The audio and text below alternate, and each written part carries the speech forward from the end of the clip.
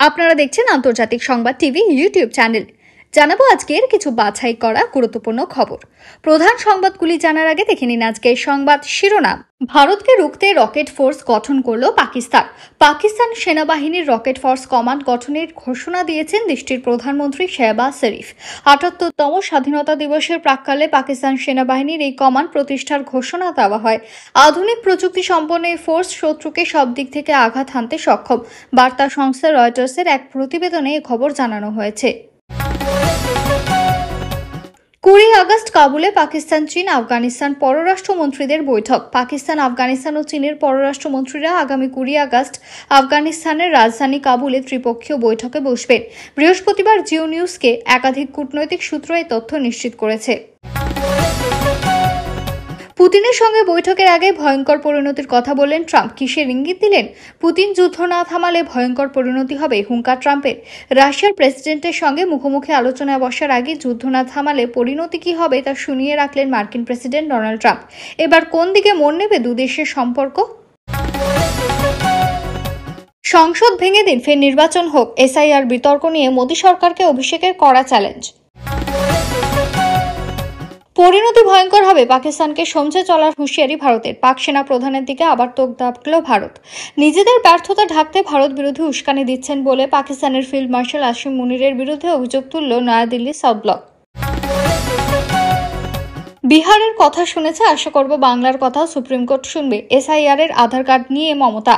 Voter তালিকার বিশেষ নিবিড় সমীক্ষা নিয়ে ফের সরব হলেন মুখ্যমন্ত্রী মমতা বন্দ্যোপাধ্যায়। তার অভিযোগ, এই প্রক্রিয়ার আড়ালে কার্যত এনআরসি চালু করার চেষ্টা হচ্ছে। প্রশ্ন তুললেন, ৫০ বছর আগে জন্মানো মানুষের জন্ম শংসাপত্র কোথা থেকে আসবে? অপারেশন সিঁদুরের দায়িত্ব নিয়ে ধ্বংস করেছে পাকিস্তানের জঙ্গি ঘাঁটি, নিশ্চিত করেছে ভারতীয়দের নিরাপত্তা।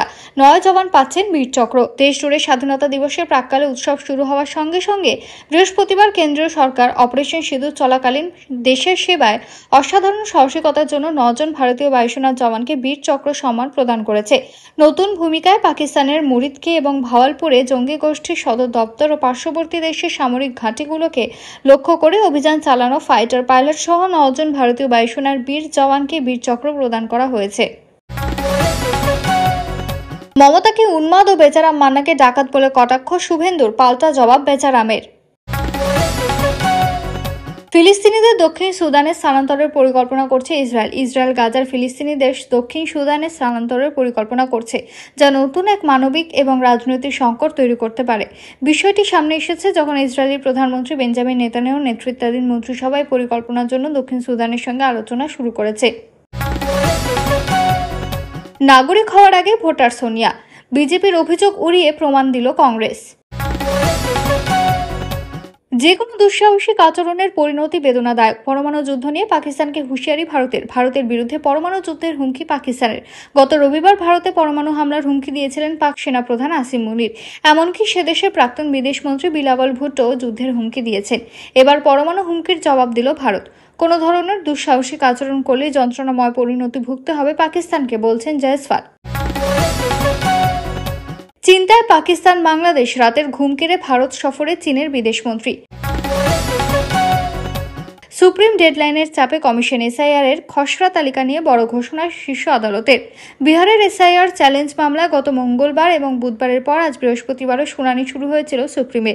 বিচারপতি সূর্যকান্ত এবং বিচারপতি জয়মাল্য বাগচি ডিভিশন বেঞ্চে চলছে এই মামলা।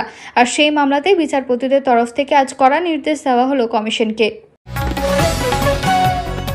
হাওড়ার কমিশনার সহ বাংলার 16 পুলিশকে বিশেষ পদক কেন্দ্রের। নবান্ন অভিযান, শুভেন্দুর বিরুদ্ধে এফআইআর করতে চেয়ে হাইকোর্টে রাজ্য। ভোটে কারচুপি, রাহুল গান্ধীর অভিযোগ, মোদী কি বারাণসীতে হেরে যাচ্ছিলেন, প্রশ্ন কংগ্রেসের। এবার সব শেষ, প্যালেস্টাইনের রাষ্ট্র হওয়ার স্বপ্নে কফিনে শেষ পেরেক পুঁততে প্রস্তুত ইসরায়েল। নথি হিসেবে গ্রহণ করতে হবে আধার, নির্বাচন কমিশনকে জোর ধাক্কা দিল সুপ্রিম কোর্ট। সংসদে উপস্থিতির হার নিয়ে প্রশ্ন কল্যাণে নাম না করেই খোঁচা পাঠানের। প্রদেশ কংগ্রেস সভাপতির পাল্টা সভা অধীরের, কোন্দল কটাক্ষ তৃণমূলের। নবান্ন অভিযানে পুলিশের ওপর হামলার অভিযোগ, এবার গ্রেফতার এক প্রবীণ ব্যক্তি। এতক্ষণ শুনছিলেন সংবাদ শিরোনাম। এবার আসছে বিস্তারিত খবরে। ভিডিওটি ভালো লাগলে লাইক করুন এবং আমাদের ইউটিউব চ্যানেলটি সাবস্ক্রাইব করে আমাদের সঙ্গে থাকুন। আর আপনারা বাংলাদেশ ও ভারতের কোন কোন জেলা থেকে এই খবর দেখছেন অবশ্যই কমেন্ট করে জানাবেন। ধন্যবাদ। ভারতকে রুখতে রকেট ফোর্স গঠন করল পাকিস্তান। পাকিস্তানের সেনাবাহিনীর রকেট ফোর্স কমান্ড গঠনের ঘোষণা দিয়েছেন দেশটির প্রধানমন্ত্রী শেহবাজ শরীফ। ৭৮তম স্বাধীনতা দিবসের প্রাক্কালে পাকিস্তান সেনাবাহিনীর এই কমান্ড প্রতিষ্ঠার ঘোষণা দেওয়া হয়। আধুনিক প্রযুক্তি সম্পন্ন এই ফোর্স শত্রুকে সব দিক থেকে আঘাত হানতে সক্ষম। বার্তা সংস্থা রয়টার্সের এক প্রতিবেদনে খবর জানানো হয়। প্রতিবেদনে বলা হয়, প্রচলিত যুদ্ধে ক্ষেপণাস্ত্র যুদ্ধ ক্ষমতা তদারকি করবে এই ফোর্স। ধারণা করা হচ্ছে প্রতিবেশী চিরপ্রতিদ্বন্দ্বী ভারতের সামরিক শক্তির সমকক্ষ হওয়ার কৌশলের অংশ হিসেবে এ পদক্ষেপ নেওয়া হচ্ছে। প্রধানমন্ত্রী শেহবাজ শরীফ বুধবার রাতে ইসলামাবাদে একটি অনুষ্ঠানে আর্মি রকেট ফোর্স গঠনের ঘোষণা দেন। চলতি বছরের মে মাসে ভারতের সঙ্গে গত কয়েক দশকের সবচেয়ে ভয়াবহ সংঘাতের স্মরণে অনুষ্ঠানটি আয়োজিত হয়েছিল। পাকিস্তানের ৭৮তম স্বাধীনতা দিবসের একদিন আগে অনুষ্ঠিত এই অনুষ্ঠানে শেহবাজ শরীফ বলেন, এটি আধুনিক প্রযুক্তি দ্বারা সজ্জিত হবে এবং নতুন বাহিনী পাকিস্তান সেনাবাহিনীর যুদ্ধ ক্ষমতা বৃদ্ধিতে এক মাইল ফলক হিসেবে প্রমাণিত হবে। তবে এই বিষয়ে বিস্তারিত তথ্য দেননি শেহবাজ। এক জ্যেষ্ঠ নিরাপত্তা কর্মকর্তা রয়টার্সকে জানান, নতুন এই বাহিনীর নিজস্ব কমান্ড থাকবে যা প্রচলিত যুদ্ধে ক্ষেপণাস্ত্র পরিচালনা ও মোতায়েনের দায়িত্বে নিয়োজিত থাকবে। তিনি স্পষ্ট করে বলেন, এটি ভারতের জন্যই তৈরি। ব্রিটিশ শাসন থেকে স্বাধীন হওয়ার পর থেকে দুই পরমাণু সক্ষম দেশ নিজেদের সামরিক শক্তি বাড়িয়ে আসছে দীর্ঘস্থায়ী প্রতিদ্বন্দ্বিতার কারণে। চলতি বছরের এপ্রিল মাসে ভারতের কাশ্মীরে ২৬ জন বেসামরিক নাগরিক হত্যাকাণ্ডকে কেন্দ্র করে দুই দেশের মধ্যে উত্তেজনা বেড়ে যায়। এই হামলার জন্য নয়াদিল্লি ইসলামাবাদকে দায়ী করলেও পাকিস্তান তা অস্বীকার করে। প্রধানমন্ত্রী মে মাসে উভয় দেশের মধ্যে কয়েক দশকের মধ্যে সবচেয়ে ভয়াবহ সংঘর্ষ শুরু হয়, যেখানে দুপক্ষই ক্ষেপণাস্ত্র, ড্রোন ও যুদ্ধ বিমান ব্যবহার করে। অবশেষে যুক্তরাষ্ট্রের প্রেসিডেন্ট ডোনাল্ড ট্রাম্পের মধ্যস্থতায় যুদ্ধবিরতির ঘোষণা আসে। ইসলামাবাদ যুক্তরাষ্ট্রের ভূমিকা স্বীকার করলেও ভারত তা অস্বীকার করে জানায়, এই সমঝোতা সরাসরি দুদেশের সামরিক বাহিনীর মধ্যে হয়েছে। ২০ আগস্ট কাবুলে পাকিস্তান, চীন, আফগানিস্তান পররাষ্ট্রমন্ত্রীদের বৈঠক। পাকিস্তান, আফগানিস্তান ও চীনের পররাষ্ট্রমন্ত্রীরা আগামী ২০ আগস্ট আফগানিস্তানের রাজধানী কাবুলে ত্রিপক্ষীয় বৈঠকে বসবেন। বৃহস্পতিবার জিও নিউজকে একাধিক কূটনৈতিক সূত্রে তথ্য নিশ্চিত করেছে। বৈঠকে অংশ নেবেন চীনের পররাষ্ট্রমন্ত্রী ওয়াং ই, পাকিস্তানের উপপ্রধানমন্ত্রী ও পররাষ্ট্রমন্ত্রী ইসহাক দার এবং আফগানিস্তানের ভারপ্রাপ্ত পররাষ্ট্রমন্ত্রী আমির খান মুত্তাকি। সূত্র জানায়, আলোচনার এজেন্ডায় সন্ত্রাস বিরোধী সহযোগিতা এবং চীন পাকিস্তান অর্থনৈতিক করিডর সম্প্রসারণ বিষয় অন্তর্ভুক্ত থাকবে।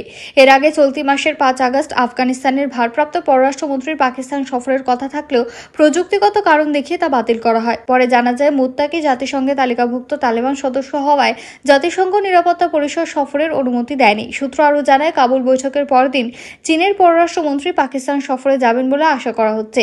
চীনের পররাষ্ট্রমন্ত্রী ওয়াং ই, পাকিস্তানের উপপ্রধানমন্ত্রী ও পররাষ্ট্রমন্ত্রী ইসহাক দার এবং আফগানিস্তানের ভারপ্রাপ্ত পররাষ্ট্রমন্ত্রী আমির খান মুত্তাকি। পুতিনের সঙ্গে বৈঠকের আগে ভয়ঙ্কর পরিণতির কথা বললেন ট্রাম্প। কিসের ইঙ্গিত দিলেন? পুতিন যুদ্ধ না থামালে ভয়ঙ্কর পরিণতি হবে, হুঙ্কার ট্রাম্পের। রাশিয়ার প্রেসিডেন্টের সঙ্গে মুখোমুখি আলোচনায় বসার আগে যুদ্ধ না থামালে পরিণতি কি হবে তা শুনিয়ে রাখলেন মার্কিন প্রেসিডেন্ট। এবার কোন দিকে মোড় নেবে দুদেশের সম্পর্ক? চলতি সপ্তাহে শুক্রবার আলাস্কায় মুখোমুখি আলোচনায় বসার কথা রুশ প্রেসিডেন্ট ভ্লাদিমির পুতিন ও মার্কিন প্রেসিডেন্ট ডোনাল্ড ট্রাম্পের। আলোচনা হবে রাশিয়া ইউক্রেন যুদ্ধ নিয়ে। ট্রাম্প চান এবার যুদ্ধ থামাক রাশিয়া। ইউক্রেন আগ্রাসনের বিরোধিতা করে আগেই চাপিয়েছিলেন নানা নিষেধাজ্ঞা। এবার আরো ভয়ঙ্কর শাস্তির কথা বললেন ট্রাম্প। পুতিনের সঙ্গে বৈঠকের আগে বুধবার ইউরোপিয়ান ইউনিয়নের রাষ্ট্রনেতাদের সঙ্গে ভার্চুয়াল বৈঠক করেন ট্রাম্প। সেখানেই তিনি বলেন যে শুক্রবারের সামিটের পর যদি রুশ প্রেসিডেন্ট ইউক্রেনের যুদ্ধ না থামান তবে ভয়ঙ্কর পরিণতি হবে। যেন তেন প্রকারেই হোক রাশিয়া ইউক্রেনের মধ্যে যুদ্ধবিরতি চান মার্কিন প্রেসিডেন্ট ট্রাম্প। কথা জানিয়েছেন ফ্রান্সের প্রেসিডেন্ট ইম্যানুয়েল ম্যাক্রো।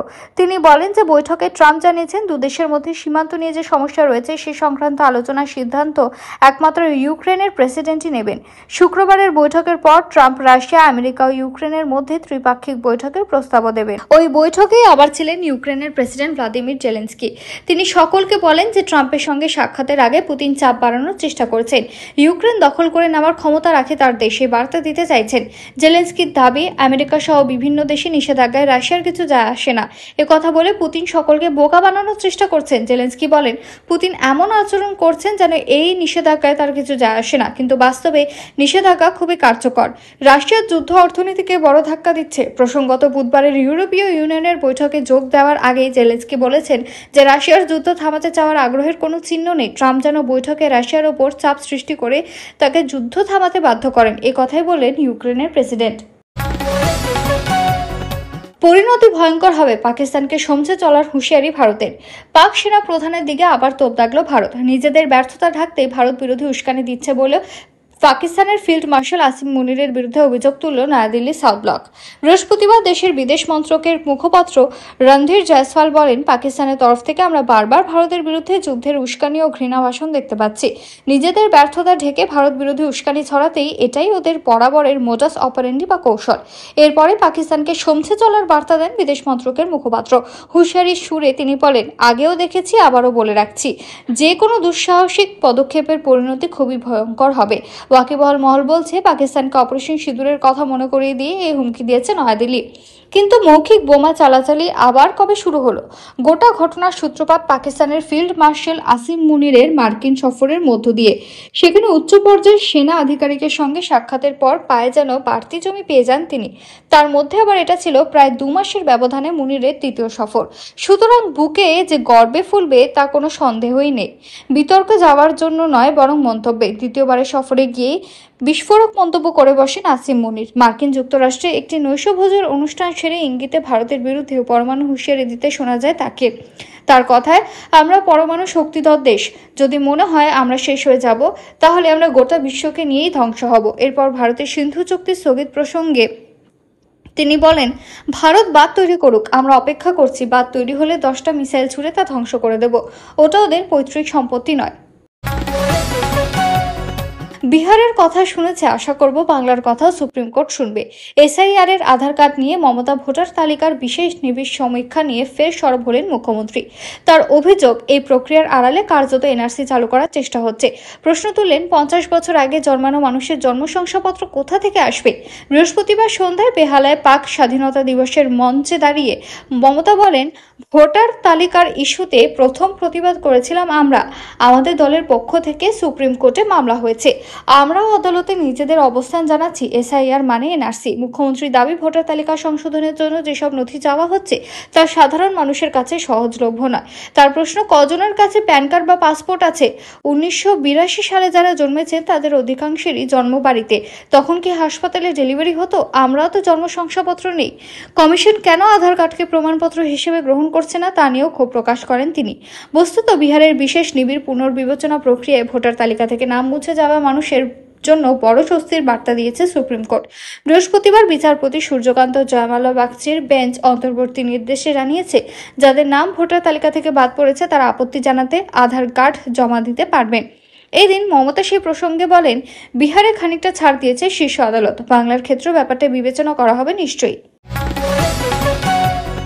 অপারেশন সিঁদুরের দায়িত্ব নিয়ে ধ্বংস করেছেন পাকিস্তানের জঙ্গি ঘাঁটি, নিশ্চিত করেছে ভারতীয়দের নিরাপত্তা। 9 জওয়ান পাচ্ছে বীরচক্র। দেশ জুড়ে স্বাধীনতা দিবসের প্রাক্কালে উৎসব শুরু হওয়ার সঙ্গে সঙ্গে বৃহস্পতিবার কেন্দ্রীয় সরকার অপারেশন সিঁদুর চলাকালীন দেশের সেবায় অসাধারণ সাহসিকতার জন্য 9 জন ভারতীয় বায়ুসেনার জওয়ানকে বীরচক্র সম্মান প্রদান করছে।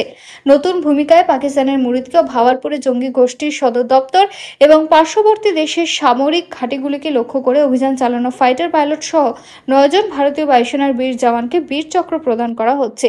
বীর চক্র প্রাপ্তদের মধ্যে রয়েছেন গ্রুপ ক্যাপ্টেন রঞ্জিত সিং সিধু, মনীষ অরোরা, অনিমেষ পাতনি, কুনাল কালরা। রয়েছেন wing commander Jaychand, squadron leader সার্থক কুমার, সিদ্ধান্ত সিং, রিজওয়ান মালিক ও ফ্লাইট লেফটেন্যান্ট অর্শবীর সিং ঠাকুর। ভারতীয় বায়ুসেনার অভিযান চলাকালীন কমপক্ষে 6টি পাকিস্তানি যুদ্ধবিমান ধ্বংস করা হয়েছে বলে জানানো হয়। বীর চক্র হল যুদ্ধকালীন সাহসিকতার জন্য প্রদত্ত সামরিক পুরস্কার, যা সাধারণত পরমবীর চক্র মহাবীর চক্রের পর তৃতীয় স্থান অধিকার করে। এই সম্মান দেওয়ার আগে air chief marshal AP Singh জানান, অপারেশন সিঁদুরের সময় ভারত কমপক্ষে 5টি পাকিস্তানি ফাইটার জেট ধ্বংস করেছে এবং একটি বড় বিমানও আকাশে ধ্বংস করা হয়েছে, যা প্রায় 300 কিলোমিটার দূর থেকে আক্রমণ করা হয়। তিনি বলেন, যে বিমানটি ধ্বংস করা হয়েছে এটি আমাদের জানা সর্বকালের সবচেয়ে বড় সারফেস টু এয়ার কিল। এয়ার চিফ মার্শাল অপারেশন সিঁদুরের সফল সমাপ্তি নিয়ে সন্তুষ্টি প্রকাশ করেন এবং আধুনিক সামরিক সংঘাতে এয়ার পাওয়ারের গুরুত্ব এবং জাতীয় নিরাপত্তা তার প্রভাবের ওপর গুরুত্বারোপ করেন। ভারত গত 7 মে অপারেশন সিঁদুর শুরু করে, যা 22 এপ্রিল পেহেলগাঁওয়ে জঙ্গি হামলার জবাব। ওই হামলায় 26 জন নিহত হয়েছিলেন। অপারেশন চলাকালীন ভারতীয় সশস্ত্র বাহিনী পাকিস্তান ও পাকিস্তান অধিকৃত কাশ্মীরের জঙ্গি ঘাঁটিগুলিকে লক্ষ্য করে হামলা চালায়, যার ফলশ্রুতিতে 100-এরও বেশি সন্ত্রাসী নিহত হয়েছে বলে জানা গিয়েছে। পরে পাকিস্তানের পাল্টা আক্রমণ প্রতিহত করে ভারত। ফিলিস্তিনিদের দক্ষিণ সুদানে স্থানান্তরের পরিকল্পনা করছে ইসরায়েল। ইসরায়েল গাজার ফিলিস্তিনিদের দক্ষিণ সুদানে স্থানান্তরের পরিকল্পনা করছে, যা নতুন এক মানবিক এবং রাজনৈতিক সংকট তৈরি করতে পারে। বিষয়টি সামনে এসেছে যখন ইসরায়েলের প্রধানমন্ত্রী বেঞ্জামিন নেতানিয়াহুর নেতৃত্বাধীন মন্ত্রিসভা এই পরিকল্পনার জন্য দক্ষিণ সুদানের সঙ্গে আলোচনা শুরু করেছে। গাজার মানুষরা দীর্ঘ সময় ধরে যুদ্ধ সংঘাতের কারণে বিপন্ন অবস্থায় রয়েছে এবং তাদের স্থানান্তর নিয়ে এই পরিকল্পনা আন্তর্জাতিকভাবে ব্যাপক নজর কাড়ছে। ইসরায়েল ফিলিস্তিনিদের নিরাপদ এলাকায় সরিয়ে নেওয়ার জন্য দক্ষিণ সুদানের সঙ্গে আলোচনা শুরু করেছে। পরিকল্পনার উদ্দেশ্য হলো গাজার মানুষদের এমন এক দেশে স্থানান্তর করা যেখানে তারা কিছুটা নিরাপদে থাকতে পারবে। যদিও দক্ষিণ সুদান দারিদ্র্য ও দুর্ভিক্ষের সমস্যায় জর্জরিত, ফিলিস্তিনিদের মানবাধিকার রক্ষা ও নিরাপদ অবস্থান নিশ্চিত করার লক্ষ্যে এই পদক্ষেপ নেওয়া হচ্ছে। এপি নিউজ জানিয়েছে, এই আলোচনার সঙ্গে সংশ্লিষ্ট মোট 6টি সূত্র বিষয়টি নিশ্চিত করেছে। গাজার ফিলিস্তিনিদের জন্য অন্য দেশে স্থানান্তরের ব্যাপারে প্রথম আগ্রহ জানিয়েছিলেন তখনকার মার্কিন প্রেসিডেন্ট ডোনাল্ড ট্রাম্প। ট্রাম্প একাধিকবার বলেছেন তিনি গাজার ফিলিস্তিনিদের নিরাপদ ও সংঘাতমুক্ত দেশে স্থানান্তর করতে চান এবং বিভিন্ন দেশকে এই ব্যাপারে এগিয়ে নিয়ে আসার আহ্বান জানিয়েছিলেন। এরপর নেতানিয়াহু একটি টেলিভিশন সাক্ষাৎকারে জানান তিনি ট্রাম্পের সঙ্গে একমত এবং যুদ্ধের সময় বেসামরিক মানুষদের নিরাপদে সরানোই যুদ্ধের আইনের অংশ। ইসরায়েলি সম্প্রচার সংবাদ মাধ্যম i24কে দেওয়া সাক্ষাৎকারে নেতানিয়াহু বলেন, যুদ্ধের আইন হলো যে এলাকায় যুদ্ধ হবে সেখান থেকে বেসামরিক লোকজনকে নিরাপদ এলাকায় সরিয়ে নেওয়া, তারপর পূর্ণ শক্তি দিয়ে শত্রুকে মোকাবিলা করা। এই বিষয়ে বিস্তারিত জানতে এপি নিউজ ইসরায়েল এবং দক্ষিণ সুদানের পররাষ্ট্র মন্ত্রণালয়ের সঙ্গে যোগাযোগ করেছে, কিন্তু কোনো কর্মকর্তাই মন্তব্য করতে রাজি হননি। দক্ষিণ সুদানে কর্মরত মার্কিন লবিং প্রতিষ্ঠানের শীর্ষ নির্বাহী জোয়ে স্লাভিক জানিয়েছেন, সম্প্রতি দক্ষিণ সুদানের কয়েকজন শীর্ষ কর্মকর্তা জানিয়েছেন ইসরায়েলের একটি প্রতিনিধি শীঘ্রই দক্ষিণ সুদানে আসবেন এবং তাদের মূল উদ্দেশ্য হলো গাজার ফিলিস্তিনিদের বসবাসের জন্য সম্ভাব্য এলাকা নির্বাচন করা। যে কোনো দুঃসাহসিক আচরণের পরিণতি বেদনাদায়ক। পরমাণু যুদ্ধ নিয়ে পাকিস্তানকে হুঁশিয়ারি ভারতের বিরুদ্ধে পরমাণু যুদ্ধের হুমকি পাকিস্তানের। গত রবিবার ভারতে পরমাণু হুমকির দিয়েছিলেন পাক সেনাপ্রধান আসিম মুনির। এমনকি সে দেশের প্রাক্তন বিদেশমন্ত্রী বিলাওয়াল ভুট্টো যুদ্ধের হুমকি দিয়েছে।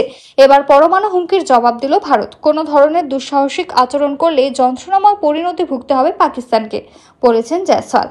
সাপ্তাহিক সাংবাদিক সম্মেলনে বিদেশ মন্ত্রকের মুখপাত্র রণধীর জয়সওয়াল বলেন, পাকিস্তানের তরফ থেকে আমরা বারংবার ভারতের বিরুদ্ধে যুদ্ধের উস্কানি এবং ঘৃণা ভাষণ দেখতে পাচ্ছি। এটা ওদের চেনা কৌশল। পাকিস্তানের উচিত তাদের বক্তব্য সংযত করা, কারণ যে কোনো দুর্বিসন্ধি আচরণের পরিণতি বেদনাদায়ক হবে, যেমনটি সম্প্রতি হয়েছে।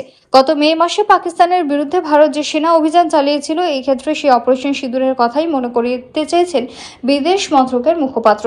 সম্প্রতি ফ্লোরিডার ট্যাম্পায় এক ভাষণ দিতে গিয়ে পাক সেনা প্রধান বলেন, আমরা পরমাণু শক্তিধর দেশ। যদি মনে হয় আমরা ধ্বংসের পথে এগোচ্ছি, তবে অর্ধেক বিশ্বকে সঙ্গে নিয়ে আমরা ধ্বংস হব। ভারত বাঁধ নির্মাণ করে জল প্রবাহ বন্ধ করলে সেই পরিকাঠামো ক্ষেপণাস্ত্র হামলা চালিয়ে ধ্বংসের কথাও শোনা গিয়েছে তার মুখে। ভারতের নাম না করলেও এই হুঁশিয়ারি ভারতকে দিয়েছেন মুনির, এমনটাই মত বিশ্লেষকদের। পেহেলগাঁও হামলার পর সিন্ধু জলবন্টন চুক্তি বাতিল করেছে ভারত সরকার। পাশাপাশি কয়েকটি নদীতে বাঁধ নির্মাণে পদক্ষেপ করা হয়েছে। সে নিয়ে ক্ষোভ উগরে দিয়েছেন বিলাওয়াল। সিন্ধ সরকারের পর্যটন দপ্তরের তরফে আয়োজিত এক অনুষ্ঠানে তিনি বলেন, ভারতের প্রধানমন্ত্রী নরেন্দ্র মোদী যদি সিন্ধু জল চুক্তিতে পরিবর্তন আনেন, তাহলে সেটা আমাদের ইতিহাস, সংস্কৃতি ও সভ্যতার উপর আক্রমণ। যুদ্ধের হুমকি দিয়ে বিলাওয়াল বলেছেন, যুদ্ধ বাঁধলে মোদীর মুখোমুখি হওয়ার ক্ষমতা আছে পাক জনতার। আরেকটি যুদ্ধ হলে আমরা 6টি নদী পুনরুদ্ধার করব। ভারতের বিরুদ্ধে পরমাণু যুদ্ধের হুমকি পাকিস্তানের। গত রবিবার ভারতে পরমাণু হামলার হুমকি দিয়েছিলেন পাক সেনা প্রধান আসিম মুনির। এমনকি সে দেশের প্রাক্তন বিদেশমন্ত্রী বিলাওয়াল ভুট্টো যুদ্ধের হুমকি দিয়েছেন। এবার পরমাণু হুমকির জবাব রীতিমতো দিয়ে দিল ভারত। কোনো ধরনের দুঃসাহসিক আচরণ করলে যন্ত্রণাময় পরিণতি ভুগতে হবে বলেই পাকিস্তানকে বলেছেন জয়সওয়াল। সুপ্রিম ডেডলাইনের চাপে কমিশন এসআইআর এর খসড়া তালিকা নিয়ে বড় ঘোষণা শীর্ষ আদালতে। বিহারের এসআইআর চ্যালেঞ্জ মামলায় গত মঙ্গল এবং বুধবারের পরে আজ বৃহস্পতিবারও শুনানি শুরু হয়েছিল সুপ্রিমে। বিচারপতি সূর্যকান্ত এবং বিচারপতি জয়মাল্য বাগচির ডিভিশন বেঞ্চে চলছে এই মামলা। আর সেই মামলাতে বিচারপতিদের তরফ থেকে আজ কড়া নির্দেশ দেওয়া হলো কমিশনকে।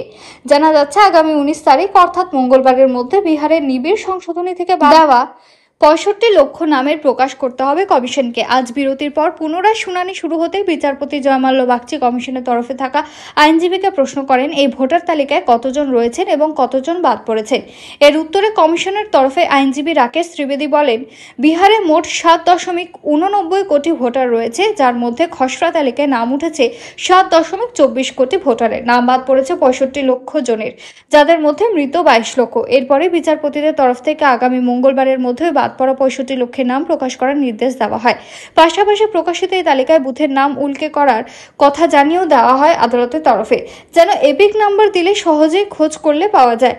কি কারণে নির্দিষ্ট ব্যক্তির নাম বাদ দেওয়া হয়েছে তা উল্লেখ করতে হবে কমিশনকে। জেলা স্তরের প্রত্যেক নির্বাচনী আধিকারিকের ওয়েবসাইটে থাকবে ওই তালিকা। নাম না থাকা যে সমস্ত ব্যক্তিরা খসড়া তালিকায় নিজেদের নাম তুলতে চাইবেন, তারা নাম তোলার প্রক্রিয়া আধার কার্ডের ব্যবহার করতে পারবেন। অর্থাৎ কমিশনের মান্যতা দেওয়া 11টি নথির পাশাপাশি এবার আধার কার্ডকেও স্বীকৃতি দিল কমিশন। উল্লেখ্য, গত মঙ্গলবারই কমিশনের মতামতে সায় দিয়ে সুপ্রিম কোর্ট জানিয়েছিল কমিশনের সিদ্ধান্তই সঠিক। আধার কার্ড ব্যক্তির পরিচয়পত্র হলেও এটি ব্যক্তির নাগরিকত্বের প্রমাণপত্র হতে পারে না। তবে আজও মতামতের একেবারে বিপরীত মতামতই দিল বিচারপতিদের বেঞ্চ।